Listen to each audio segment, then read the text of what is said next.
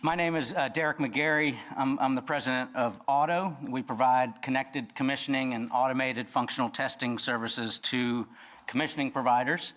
And I'm tag teaming today with Michael Senger with HEAPY. He's a principal of the building optimization practice. And we have teamed up on quite a few projects doing what we call connected commissioning. And Michael has experience beyond just working with my firm, but using a variety of technologies. So we're going to share all of that. And let me go through a couple AIA things.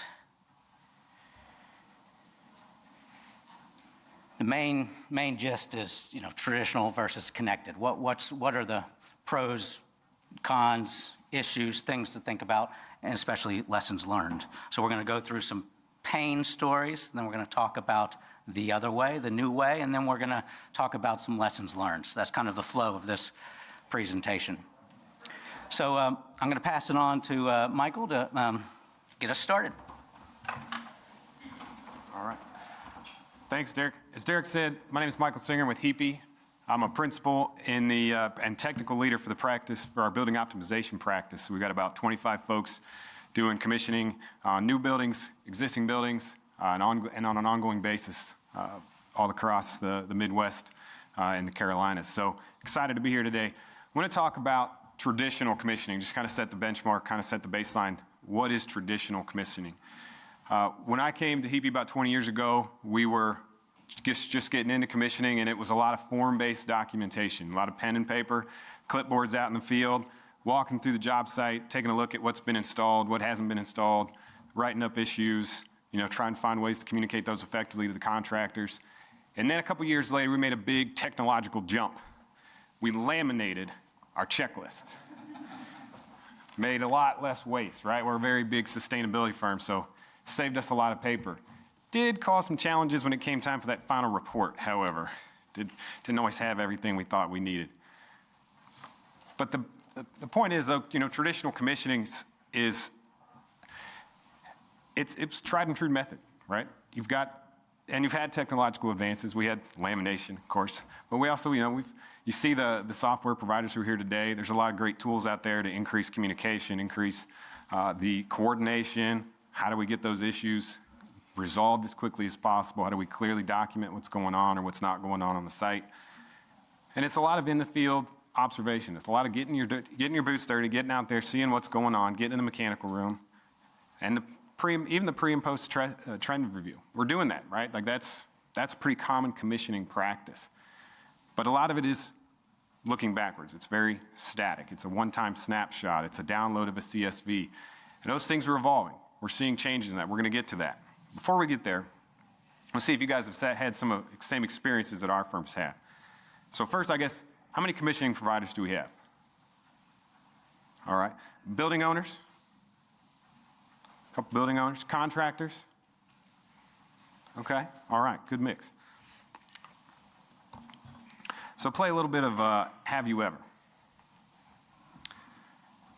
You ever had to sign your life away to get access to that BAS? Sign all those, fill out paperwork, or maybe just beg your controls contractor to get that data, and then just wait and wait and wait. And you finally get it. It's in an awkward format. Is it even the right time frame? Is it even the right intervals? Or is it even the right points in some cases? Maybe you've had that owner that said, hey, we really want you to come and help us on this project, but fee's a little high. Can you reduce testing? Can we go with a sampling rate? Get that commissioning fee down. Or maybe, you have to reduce that testing, and you still got to sign off that the whole system works just perfectly, even though you've only tested maybe 30 or 50% of the boxes. And then, lo and behold, they find those ones that don't work the way they're supposed to, and you're responsible. And if your firm's like our firm, you're sticking around, and you're going to help fix that. You're frustrated that, yeah, I didn't test that box, but man, you're right, it needs to work right. Let's get it figured out. So have we. I'll tell you a couple stories. We had a job, 800 VAV boxes, medical facility, so they're all important. We wanted to get just 5 data points to see if these boxes were working as they should. We just wanted airflow and set point, room temperature, heating and cooling set points. That's all we wanted. Took a bunch of calls, took a bunch of emails to the controls contractor, just explain what we want, how we want it, what are we trying to do with it. Didn't think it was that complicated, but just message wasn't going through. Finally, we get one Excel file with 800 tabs. It took an engineer of ours a full week to get that into a format that we could use it and make it something we could evaluate. 2 more days to do the analysis. And then she only found 50 boxes that had issues. So, that's fantastic. 800 boxes and only 50 of them have an issue. I think that's a big win. The problem was not with the contractor. It was not with how the data came. The problem was with HEAPY. It was with us, the commissioning provider on the job. If we had had more foresight, if we had thought about this more, how are we going to do this? How are we going to evaluate these 800 boxes? From the moment the project was bid, we'd have thought about this more. We could have maybe come up with a better process. If we'd have had a better relationship with that controls contractor, it might not have taken so many phone calls and emails to get that data in a way that we could use it easily. At the same time, if we had processes and tools that were more flexible and could take different data in different formats and quickly and easily visualize and analyze that data, we wouldn't have had that pain. I wouldn't have that engineer who keeps looking at me like, you gonna make me do this again? That was a week of my life I'll never get back.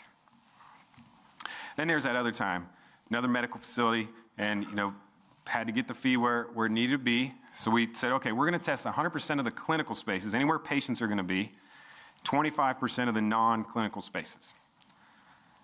And I tell you what, I know our team, because I know them, I know how we do relationships. They tested even more than that.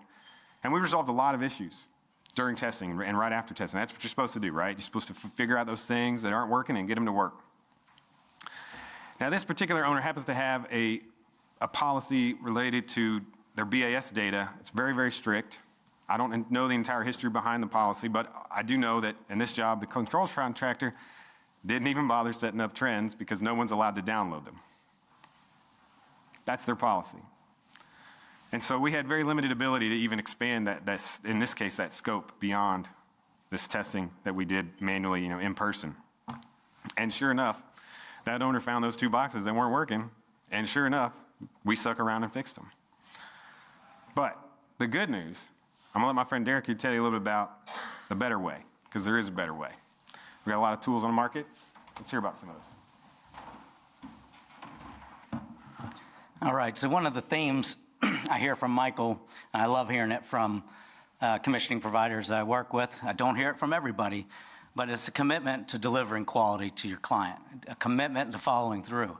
And it's hard when it takes labor to get stuff done, but it's also hard when you have pride in what you do to leave stuff behind. So Michael and his team at HEAPY are committed to pushing the envelope, to learning new things, learning new technologies, figuring out how to do our process better.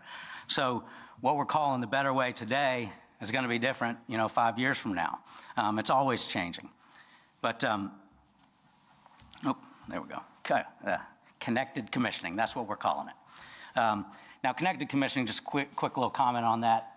I borrow that term from, there was an ASHRAE article back in, I want to say 2016. So they were using similar software, engineering firm, I don't think they're at this conference, but they were using similar technology, 8 years ago. And I think it's always helpful for us as a community to, a rising tide lifts all ships, for us to get on board with what our competitors are doing, what our partners are doing, learn from each other, and try to make things better. So what do we mean by connected commissioning? So first off, it's connected. So we want to get commissioning providers connected to the BAS remotely. That's an obvious request. Everybody wants that. But things have changed. We'll talk about that, why it's easier today than it used to be. Automated testing. So, let me take a step back here. Continuous trend data collection. When we get you connected to the BAS, one of the most basic steps is to start collecting trend data. Well, as Michael said, it's sometimes, quite often, very difficult to get trend data from the contractor. A lot of times, that's one of the last things they do is set up trends. Graphics as well, one of the last things they do. You have to check it. It's something that's part of your scope. But you also have to test stuff, and you got a lot of pressure on the job site to get things done. So you can't wait. The beauty of utilizing connected commissioning is independent of the contractor. You're setting yourself up for success. You're giving yourself visibility that you never had before. So going a step further than just trend data, what if we can automate some of your tasks? So automate functional testing. That's a big part, a very important part of the whole commissioning process. Now, we all love to be on site and touching things, and that doesn't go away. That's that last bullet here. But when we're talking about automating functional testing, it gives us the opportunity to go from box checking, snapshots of things that we see, things that we can only see in the field, only for a minute. You're looking over maybe perhaps someone's shoulder, looking over the contractor's shoulder, looking at their laptop, looking at data in real time, but you can't go backwards. They haven't set up the trends yet.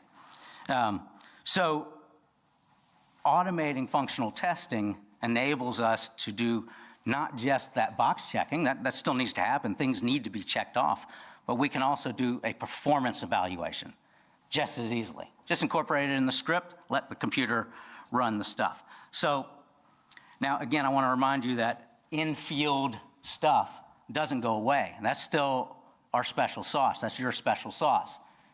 Now you're armed with a lot more information.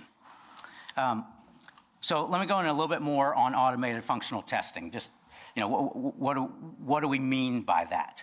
So what you see here on the left side of the screen is some trend data. It's focused on air side in this particular little screenshot, but up on the top left, you see space temperature set points. Very basic. We're overriding space temperature set points down low to create a cooling condition, neutral to create a neutral condition, high to create that high heating condition. We override occupancy to go through the same motions on unoccupied mode as well. You could feather in a mode for high CO2 sequence or a occupancy sensor sequence. But basically, the same things you ask the contractor to do when you're on site with them, they're using similar technology. They're making overrides. They're going into the network and asking things to happen. Well, the whole goal, why Michael laminated this way back in the day, laminated all these checklists and procedures, is that we want them to be repeatable. We want them to be repeatable not just tomorrow, but repeatable a year from now. Theoretically, the facility managers are supposed to continue doing that every once in a while, and I've never quite heard of that happening. But the beauty of automating it is you get it right, and it's just pressing a button to repeat it. And you still have a professional looking at it. That has to happen. So one more thing to point out here. So automating overrides is part of the process of creating those conditions that you need to test. With technology we have these days, why not go ahead and answer all your questions? Why not go ahead and put pass fails? Why not go ahead and record specific values in time that you care about? All of that can be automated. Answer your questions for you. And I can't overemphasize the fact that I hate it when people think of automating testing as somehow getting rid of on-site expertise. By no means does that go away. You are still the expert. You're armed now with a lot more information to do better for your client. So why do you see connected commissioning popping up a lot more? I've seen that at all the conferences I go to, of course.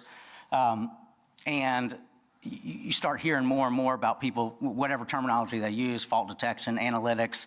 There's a lot more technology being used in ongoing commissioning type things. But the biggest change in my mind, and this was by no means overnight, is BACnet. We can plop a gateway on Train, ALC, Delta, Siemens, Schneider. They're all BACnet. So almost anything coming out of the ground today is going to have BACnet controls. That common open protocol enables us to do things independent of the contractor. And that's been a beautiful thing. You also have owners that are pushing for it. I've got Kaiser Permanente's logo up here. They changed their requirements that all their commissioning providers must do connected commissioning. And they do, I think I learned that they spend about $3.5 million a year on commissioning fees. So that's a big deal. It's not very many owners requiring that, but it's fascinating that owners do realize the value of it.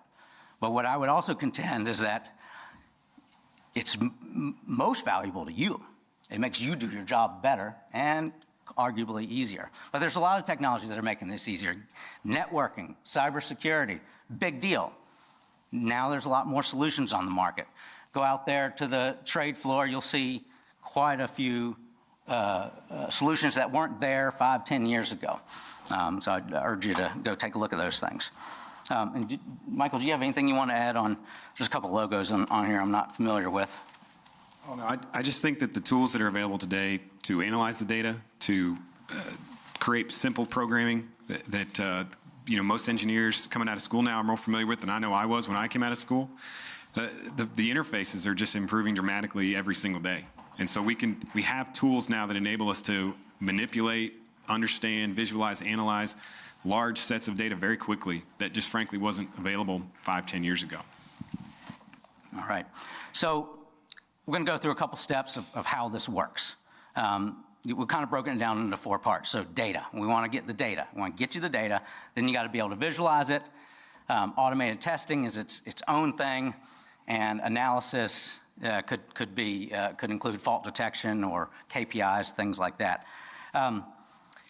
So data. When we talk about data, whose network are we plugging into? At the end of the day, it's the owner's network. But during construction, it could be a little bit different. It's technically the contractor's network.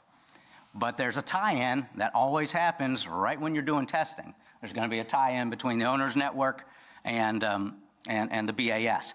So having a solution that addresses the owner's cybersecurity concerns is of utmost importance, and something we're going to talk about in terms of lessons learned is that communication between the BAS contractor, commissioning provider, and the owner to get that nailed down. And this little diagram I've got pulled up here, you see it's pretty much all BACnet, but there's something in there I found interesting. There's ArcNet. It's a weird BACnet, I guess, cousin that I'm trying to remember, is it ALC, I think that uses it, Automated Logic uses it downstream of their main controllers. ArcNet ultimately translates into BACnet. But you can plug a gateway into anywhere on that network on the IP side. Yeah, IP. I got that right? Yeah, IP devices. I was thinking inch pound. Yeah, IP devices. You can connect to any IP device on the network and essentially have access to all the BACnet stuff. What about internet? You're talking about new construction. Mostly is what the focus of connected commissioning is. Most people in this room, I would imagine, spend 80% plus of your time on new construction commissioning, and it's common that there's no internet, the owner's network's not set up. Again, there's no graphics, there's no trend data set up either. So getting connected, utilizing cellular solves that problem. So onto visualization here. I've got a screenshot here of my favorite trend viewer, SkySpark. I think most people know SkySpark. They're a vendor here.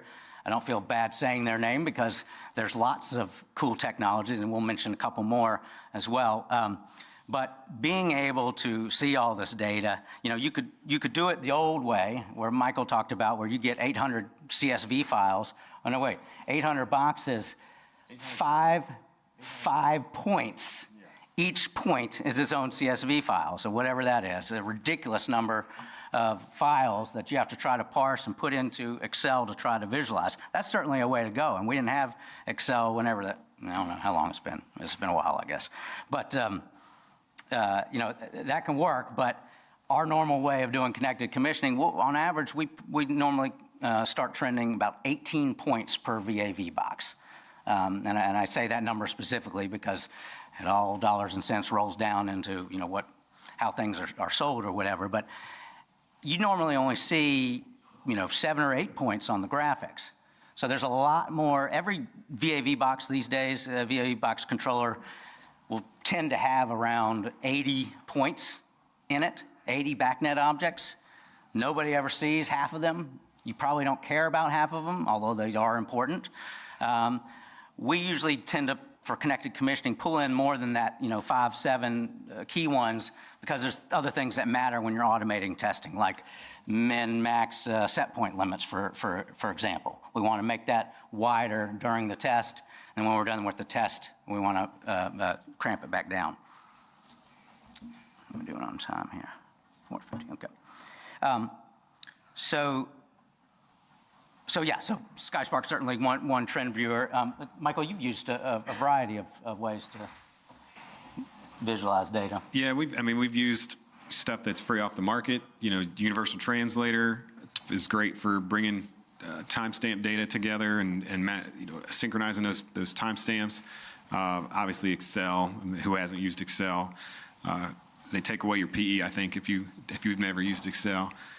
We're currently licensing a software from Texas A&M that we really like. That's takes in a lot of different formats of data and creates some easy visualizations for us, does some analysis for us as well. Yeah, and I believe someone did a presentation on an independent data layer. That's a concept that or perhaps a buzzword that's been popping up a lot. I know ACE IoT helps a lot of folks get connected to data. There's just, everybody knows, and I can't emphasize this enough, when you have access to trend data, there's so much you can get from that. Being able to go back and review, what's happening over time. It's a lot different than just getting snapshots. All right, going forward a little bit here. Testing, back to this testing. I talked a little bit about this already. But if you can automate a perfect test script that's written on one of these, laminated things, if you're using a computer, multiply that by 10, 20, 100, 1,000, it doesn't matter. It's so easier. Why do 25% sampling when you've already paid for or whatever, gone through the effort of doing some sort of automated test? Now you can do it on 100%. What about after the contractor fixes those issues that you find? Retesting becomes now very easy. Press a button, essentially. Let it run again. You have our VAV box tests normally are on the order of 3 or 4 hours long. We run them at night or on the weekends. Stay out of the way of all the contracting work that's going on. It's normal for power to go on and off during the day during a construction project. Stay out of the way to that. What about those projects where, like for schools or whatever, project's supposed to be done by the end of the summer. You're supposed to be done by the end of the summer. You're not, because the project wasn't done by the end of the summer. Now you need to do testing in an occupied facility, whether it's a school or office, it doesn't matter. People are in the building, they're getting in the building, you're still obligated to do your work. With connected commissioning, you have the eyes to do so much more remotely without bothering the people on site. And being able to actively run testing at night or on the weekends is a huge plus.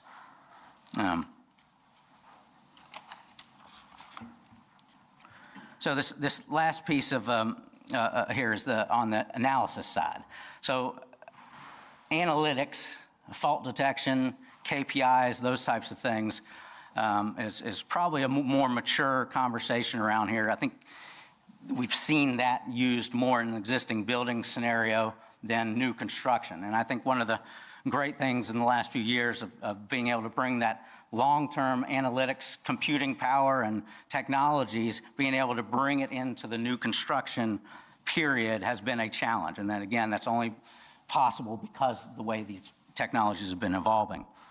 But reviewing the test results is something that's important. I have had some clients that, you have this, 40 questions in your VAV test script with pass-fail answers, and they want to just pass that on to the contractor and tell them to solve all the fails. You know, you're not doing your job if you're not reviewing that and distilling what the important factors are. What issues deserve other people's attention? Because if you send them a 106-page long checklist on 100 VAV boxes with, you know, fails scattered all about, like, it's going to be a mess. You don't even know what you're expecting. So it's really important for someone, a professional, to look at the results. Fault detection is certainly something that can be applied in the new construction context. That's more of a passive thing, so it requires time to get information. But you know, towards the end of the project, I know Kaiser Permanente, as an example, they have KPIs that land in what's it called? OPR, Owner Project Requirements. They have KPIs that land there that the commissioning provider is obligated at the end of the project to document that over a 5-day or 7-day period, that certain percentage, like say 95% of the occupied hours, space temperatures are within set point. You can do that so easily with connected commissioning. Have those KPIs automatically calculated, and if something's bad, you just look at the data and try to figure out what's going on. Give an example of a chill water system that we're monitoring.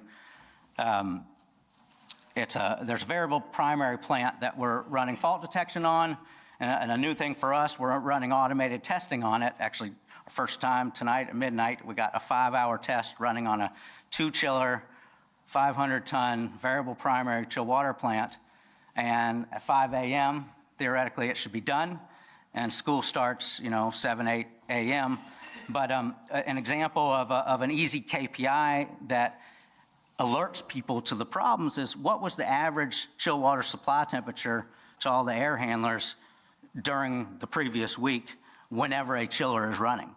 And this plant has an average main supply temperature of 52 degrees.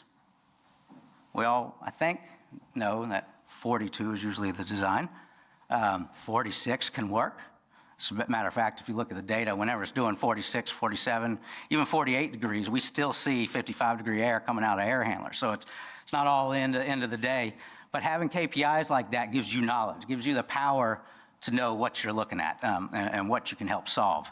I think one of the issues with this plant, we're just getting started with it, but you know, the isolation valves evidently aren't working. There's a pressure drop measured through each chiller whenever a pump is running, regardless of what the isolation valve command says.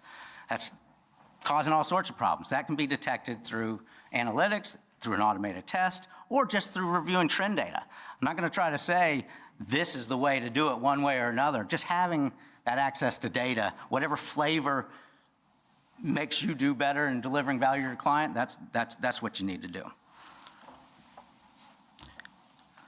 So we're going to transition a little bit to some lessons from the field, and that will be led by Michael, since he is in the field with his team. All right. Thanks, Derek. So, I mean, we talked about automated testing. We talked about data collection. How do you deal with, you've run automated tests on 200 boxes over the weekend. Now what? You got all these failures. Are they really failures? You know, how do you deal with that? So here's some of the tips that we've kind of come across, some of the principles that we kind of use to guide how we approach connected commissioning and dealing with our clients. First off, our philosophy is commissioning is like any relationship. You got to know your partners, and you got to be able to communicate with them. Why is this project important to each partner on the project? And that could be the owner, controls contractor, the CM, the mechanical contractor. Why is this project important to them? What is their success measured by? What can we do to understand better how they work, and how what we're doing can maybe take some burden off of them? You give a little, you get a little. But you got to be able to communicate with them, explain your why, explain your how, listen to theirs, listen to their objections, listen to their concerns. An example, we had Derek and I were putting a project together, and we were getting ready to do VAV testing. We had 208 boxes in a 4-story medical office building. And controls contractor, we met with them a year before installation. We're going to try and do this. We're going to use this tool, OTTO, We're going to perform automated functional testing just on the VAV boxes, just on our terminal units. And we want to run it through the sequence. We're going to do it overnight. And that's going to eliminate a lot of time and effort on contractors' part instead of walking through and testing the 60 or 70, 80 boxes I think we were contracted to test. We're going to do it digitally and do it automated. So I'm going to plug this device in, and then here's the information I need from you. I need the BACnet IP addresses and a couple other things. Oh, we can't do that. Oh, we don't have time for that. That's not, but that's going to take 2 full days of somebody's time. We don't have time for that. We can't do that. 3 weeks of emails going back and forth. Resistance everywhere we went. A lot of indirect communication on both sides. Finally get them sit down on the phone, and the question is, we just don't understand how this works. We don't understand how the OTTO system works. We have a Niagara-based Niagara control system. We don't know how it works. We don't understand what you're trying to do. Okay, that's what we weren't hearing when all that resistance, that was the real message they were trying to communicate, and we weren't listening and we weren't hearing that. Once we heard that, we had the conversation, explain what it does, how it works, how it sends overrides. Oh, okay, so you mean you need to do this? Yeah, exactly. That's what we need to do. Oh, okay. Well, that's not as much work as we thought. Okay, maybe we can do that. So it was 2 ways, right? Like, we weren't communicating clearly what we were trying to do and why, and we weren't listening to them as far as what their objections were and what their issues were. One thing that would have really helped on this project, if we'd had design phase specifications that clearly outlined what our intent was. So again, another boo-boo on our part. If we can give our contractors and the other commissioning team members the opportunity to understand clearly from day one when they bid the job what we're trying to do, the coordination and the cooperation is much different. It's a much different experience. We got to give them understanding of what our connection opportunities are. What are the policies or the protocols that the tools we intend to use need and have in place? What can they operate with? What can they not? Work with the design engineers perhaps to understand how their specs are set up. Example on that same job, I read the spec as it's a BACnet system. Well, I then looked more closely and said it was BACnet or X or Y or Z. The other 3 weren't BACnet. And they chose at some point in the system to stop, we're going to put BACnet here and we're not going to put BACnet there. Well, that caused a connection issue. We had to go to plan B. But if we put this kind of stuff in the specs, now we understand what we're getting. They understand what we're expecting. And we can identify those goals and those processes that will help us get there. Derek put out a message recently. I mean, you've been working on creating a more generic connected commissioning spec. I think this is good. This is something that, we could probably use as an industry, put some smart brains together and figure out how do we kind of create more standardized language so we have more consistent requirements, more consistent expectations. So look forward to continue to work on that. Networking, cybersecurity.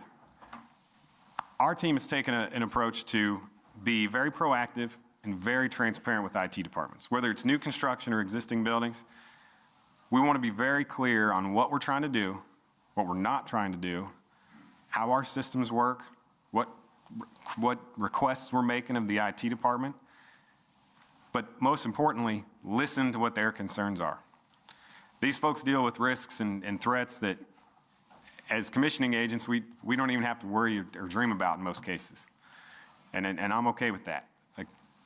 But we have to understand where they're at. We have to understand what their responsibilities. They're protecting a healthcare's IT network or a university or, a bank, whatever that might be. There's risks that they have that we may not consider when we're just trying to figure out, do all these VAVs work or not? So going to them and explaining what we're trying to do, explaining knowing how your system works, be able to explain it in their terms has been super, super helpful for our team. We've had a lot of success with the IT department, and we still got to work on the controls contractors, but we had a lot of success with the IT department and just getting better buy-in from them. Here's a tool we want to use. Here's how it connects to your system. Here's the permissions it needs. We don't need anything more than that. Yeah, Michael? Let me add a couple points to that. Some helpful features of your connection that might smooth the waters and make things easier is using something that's outbound only. It doesn't require any firewall holes to be opened up. That's something that IT folks like, outbound only. VPN technology. So we all know that, when you're doing work with some hospital or whatever, you have to sign your life away to get VPN access. Maybe you have to call someone the day that you want to access the control system, and your VPN will only be active for 24 hours. Well, now they have point-to-point VPN, which is the same kind of, encryption and protection between computers. So that's what enables us to establish a 24/7 outbound-only VPN connection. And when you're talking VPN, that's something that those IT folks like and appreciate. Another feature that we like to put into projects is dual-factor authentication, physical first. You can't access. It's one of the vendors. I can't help but mention this Box out there. I'm not sure if there's any other vendors out there that do something like that. There may be, but they've got all this cybersecurity stuff built in to make it easier. And that physical first authentication is actually an encryption key. So I can't access any of my clients' networks without physically putting a key into my computer and then using my password. So that's how that dual-factor authentication really helps out. But another thing to keep in mind when you're talking about networking and cybersecurity is what your goals are. Connected commissioning, as we've defined it, is broad. It could include just trend data. It could include automated testing, which is active, which requires overrides. That requires a different type of data connection to the network than if you're just doing passive monitoring. If you're doing fault detection, that can be passive. You're not overriding anything. You're just reading something. So you could have data just being pushed to you by something simpler than, a TOSI box or whatever. So that's something to keep in mind. Another kind of cool feature I want to just point out real quick is, and I think it's okay to mention this brand as well, but Tritium Niagara, is sold under lots of different brands. But every Jace that's installed these days has a secondary port, which I've had one contractor, as their normal course of work, is they set up the owner on the primary port, so the owner has access to the whole Niagara network, the whole control system. But then on the secondary port, they wired up multiple Jaces for their own network. And that secondary network is separate from the owner's network. So sometimes the cyber discussion is not so much a discussion anymore because, again, technologies are just changing and making things easier. And we would have never known that had we not had that communication with a controls contractor and the owner's IT. I used to like to think I know what the answer is. I know what the solution is by looking at the network architecture on the control submittal. This is how we can get connected. I realized, stop. Get a call with the owner's IT and the BAS contractor and just have a conversation. And then the solution will present itself. No, absolutely. We big proponents of bringing everybody to the table as soon as possible. Last lesson I'll share is just be ready to adjust. I'm not going to pretend to remember which general said it, but battle plans never survive contact with the enemy. The same is true in commissioning. We can have the best plans in the world, the best tests written up, and something's going to happen. Example, written the test we wrote with Derek on VAVs. Had a question on discharge air temperature. We had 80% failures. Man, these boxes just must not be working right. What's going on? Looked at the data. No, bad question. Rewrote the question. Didn't have to rerun the test because all it was doing was evaluating the data that was received. Figured out that, it was actually the opposite. 80% of the boxes working right, 20% did have issues, low flow on electric reheat coils. But the point is, we had to be able to flex. We had to be flexible. We had to be able to adjust our approach. How do we take in data? I told the example of the 800 tab spreadsheet. How can we take that in? What are the different ways we can do it? You don't have BACnet throughout the system. Okay, what's plan B? N-haystack. Can we do N-haystack? Well, we've never done that before. Okay, well, let's work with you. We'll work you, show how to do that. We've done that a number of times. The analysis. Okay, we don't have a point. We don't have one of the points we need. In the last session, they were talking about, well, we have this sequence of operation. We need 25 points to test. We're missing 3 of them. Can't do the test. Okay, what else can we do? What can we do to simulate, calculate, estimate based on the points we do have? Because new construction's not always just gonna wait around, right? Like, they wanna open that building yesterday, and they want you to be done with testing 2 days ago. And so you got to get the job done. So flexibility and be able to do that quickly. And our philosophy is planning is what leads to that proactivity, right? When you're able to sit down and have that plan, share it with the team, understand what the connection requirements are, what what those coordination points are, who are the people that need to be involved, have that conversation. That planning leads to your ability to anticipate issues and to act proactively to resolve them before they become a concern on a project. So we'll open it up for Q&A. So thank you all again. Yes, sir. We have a microphone. You mentioned at one time you had a system that was mostly BACnet, but then you found out that there was another subsystem that was not, and you went to Plan B. What was Plan B at that time? No, great. So question was, we had a system, I mentioned a system that was, that I thought was going to be all BACnet, and it wasn't. And it turns out certain components of that system are not. So the Plan B, it was an Agra-based controls platform. So Plan B was the NHaystack module. So had them load that onto the JACEs that were not communicating via BACnet, and we used that to pull trend data. We got lucky in the sense that, well, I wouldn't say lucky because it's possible both ways, but the points that were BACnet were all the VAV boxes where we want to do the testing.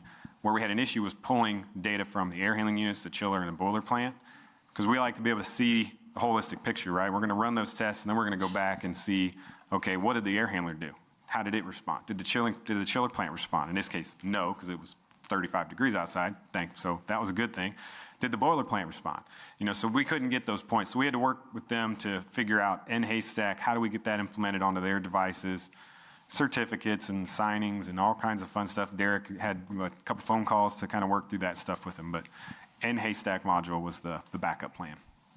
Yeah, and just add a little bit to that, it's normal for the controllers to be BACnet, but when you have a Niagara system, you want to put lots of points on the JACEs. So the plant, the air handlers were on JACEs, and you can make that BACnet, but that requires extra work. So that if perhaps that had been in the specs at the beginning of the project, maybe it wouldn't have been a big deal, or it could have been communicated earlier. But with Niagara, using NHaystack, which is an open, I don't know what to call it, protocol or something.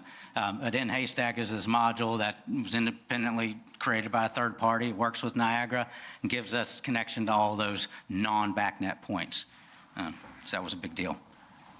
Yes, sir. What kind of fail-safe process do you have in place for your automated testing? Like, say, for example, you're running a sequence on a bunch of VAVs, and you trip the air handler on high static, which requires someone to physically go punch that button.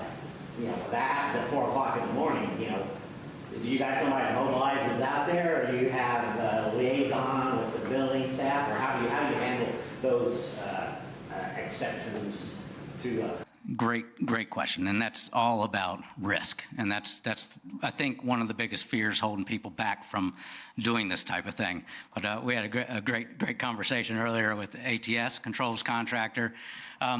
There's a couple different ways of looking at it. One funny way, funny is not quite the right way to put it, but one way of looking at it is failures are good. If you're creating something that wasn't expected and it created a failure, that's something that people needed to learn about. And so to come up with a solution for that. But then on the more serious side, because doing normal, traditional functional testing, that risk is still there, and you're always concerned about it. And you got to think about what you're doing to these systems, whether you're on site or not. So when we got started, we focused on automated testing on zone level equipment. That's a lower risk proposition. You're not necessarily going to break anything, but nonetheless, if we ran if we went from a high cooling condition on 100% of the boxes and then switched to a neutral or a high heating condition and all the dampers go down to minimum flow all at the same time, that is not a natural condition, can cause a high static condition and the air handlers trip off. Just the other day, we normally do 25% testing at a time, so a 3 or 4 hour batch, run it all night or through the weekend. But I had a client the other day that said, well, I want to see how the air handlers can handle a high cooling condition on 100% of my boxes. So I warned them of what could happen. We ran the test, and yes, it was an occupied facility, and I think 8 out of 11 air handlers tripped on high static. Not a hard thing to fix, and that was good to see that they tripped. They're doing what they're supposed to do. But it also opened up the question, those other 3 or 4 air handlers that didn't trip on high static, and you see those static pressure readings in the 1-minute interval data, so we're still missing 60 seconds there. You can always learn from failure. So, but again, it's just like anything we do in the traditional sense, thinking about those risks and designing for those risks is important. So for instance, I got this variable primary plant being tested tonight. Communication with the on-site staff is critical. They're aware that when the test ends at 5 in the morning, we may have, to run a test on a plant, we have to control or create downstream loads on, in this case, it's the same project, I think 12, 13 air handlers, 120 VAV boxes or so. We have to manipulate all of those downstream systems to create the load up to 2 chillers and back down to 1 chiller.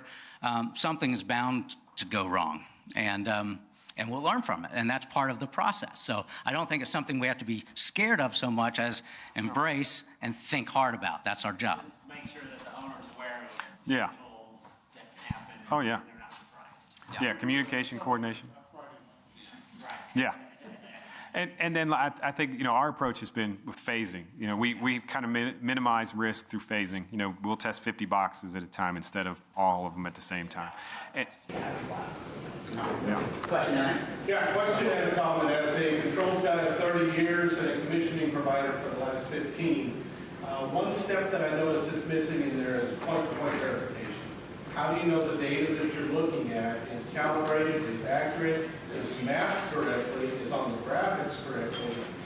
That's one thing that I noticed when people are talking about automated functional testing or using analytics, that the step of making sure the data you're looking at is accurate. No, you're absolutely right. And I think for our firm's approach is going to be that's where the in-field work is still necessary.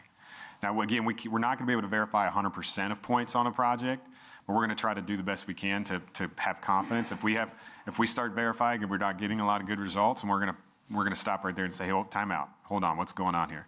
But I think you're right. You have to be able to trust the data you're seeing, or else it's just noise. So it's a very good Limits point. and safeties need to be checked first too. Yeah, we do limits and safeties in person. Yeah. How do you know the high statics are set up? You're just looking at data to see that they're true. Yeah, there's still an order to the process. So thank you for pointing that out. I appreciate that. When you go and test functional test and air handling unit, you've got a certain order of operations that you're going to follow. You're going to do the alarms and safeties. You're going to do point-to-points. You're going to make sure that the unit is set up and ready to go before you actually try to put it through its paces. And it's the same concept that we're going to have to apply when we employ automated functional testing. It's why we try to emphasize this does not eliminate time on site. We have no intention, HEAPY has no intention of eliminating our time on site. That's if there are firms doing that, good luck. You just have to make sure your client knows that, because they hear Yeah. when you're analyzing data, that means less fee, and you guys don't be out as much. They have in their mind, oh, I don't need commissioning providers anymore, I need data analysts. It's automated. I don't need Yeah, so next year we'll do the scope definition version of this. That was the follow-up comment I had. So we believe wholeheartedly in analytics. We've developed our own software in-house. Some best practices that we've learned over the last couple of years have been the specification piece. And going as far as even defining what network performance looks like, especially on a campus environment. So on a lot of large campus projects, we have written in the specs where the controls contractor is responsible for their own network through commissioning, so you don't get the excuse of, oh, I'm waiting on the owner's network, I can't do anything till I get that. Yeah. And then it also helps with making sure that that traffic isn't flooding a large network during the commissioning process. Excellent points. Excellent points. No, specifications are going to be a big deal for us in trying to figure out how to make this a more consistent piece of what we do, along with that scope conversation with the owner. What is it that's really the expectation? And the analytics will help point out some of the I/O issues as well. I know one of the things we like to do is add a proxy point for heat capacity of the reheat coils in real time. So we're taking the discharge temp off the air handler, taking the discharge temp off the box, taking the measured airflow, and that, that capacity in a high heating condition should be something similar to what you should have some expectation of what it is. So anomalies pop up, and that points out issues, and we've certainly had that happen, and it just drives me nuts. You're like, why is this happening? And you look at the data, and it's like, well, this must be miscalibrated. Yeah, I've got a brief story in regards to the network component piece. So we had a project that the controls contractor was having a challenge getting their own network set up with only 12 IP devices. And they were within days of talking the owner into putting it on their campus environment. And when we did a quick scan, we found there were over 12 issues in MAC addresses or IP addresses that would have just compounded the existing network. So another best practice is get a baseline read of what the network health is of the existing network before you tie the new building into it. I like that. That's good scope to go in there. What questions do we have? Yes, sir. So obviously on-site times aren't going away. Could you maybe comment a little bit more on this process, optimize your on-site time? I mean, eliminate wasted trips or using analytics to be more effective, more secure on-site? Yeah, absolutely, absolutely. I mean, at HEAPY, we're focused on what can we do to make sure our engineers' time is being used in the best way possible. What the owner is paying not for us to sit and manipulate an 800-tab spreadsheet. They're paying for that analysis, right? They're paying for our brain power. And so what do we do? So we can use automated testing to, eliminate some on-site time. That was an obvious one. Another thing we've done is, put a device in that gives us access to that data so we can know whether or not the system's ready. Point-to-point verification is still an issue, but if the contractor says, that plant's ready to, that boiler plant's ready to test, well, your boiler, the sensors say it's still at 0, like nothing's connected yet. What's ready to test? So we've had a guy, he's in Valparaiso, Indiana. It was a 3.5-hour drive. He drove, and they weren't ready. That's a whole day of his life wasted because somebody just wasn't honest about what they were capable of doing. So that's another way that we're using analytics and data to be able to see what's the status of the job. With obviously the sensor issues, as long as you've got confidence that the data you're getting is reasonable, is accurate, that's a common place where we can all agree and we can all point to that and say, okay, here's what it says, here's what it doesn't say. So other things you've seen in terms of just where you're seeing folks save their time. Oh, yeah. It was, I think, Santa Cruz, 2.5-hour drive for the commissioning provider, same thing. We got connected on Friday, and they said, testing was scheduled for Monday, and as soon as we got connected and started, logging trend data, I didn't have to do any automated testing, just having that visibility. You just filter out and look at all the airflow points, and half of the boxes had 0 airflow, and it's like, well, you're not ready for testing, and so why waste, that 5-hour round trip? And it ended up being it's not in that case, it wasn't a fault of the contractor. It was, they were doing, I guess, smoke damper testing or something that week, and there was an issue with some fire smoke dampers, and they were closed, and they couldn't get them to open back up, and communication wasn't there, so nobody knew about it, I guess, on the mechanical team, and so they thought everything was working fine. But yeah, just having that visibility can save you so much time and trouble. I can see opportunities as well for seasonal testing, warranty walks. You've got the issues identified that you want to go back and double check before warranty's up. What can you do with the data before you get to that walk? What things, maybe give the owner a little bit of heads up. Hey, issues 1 through 10 haven't been touched yet, as far as we can tell. So who develops the automated test? Is that part of your service? Or We tag teamed on it. I mean, Derek's got, yeah. as a commissioning provider, if we wanted to use, the OTTO, who develops those automated tests? We took, the approach I'm giving our team and direction I'm giving my team is we've got to own that test. It's our responsibility.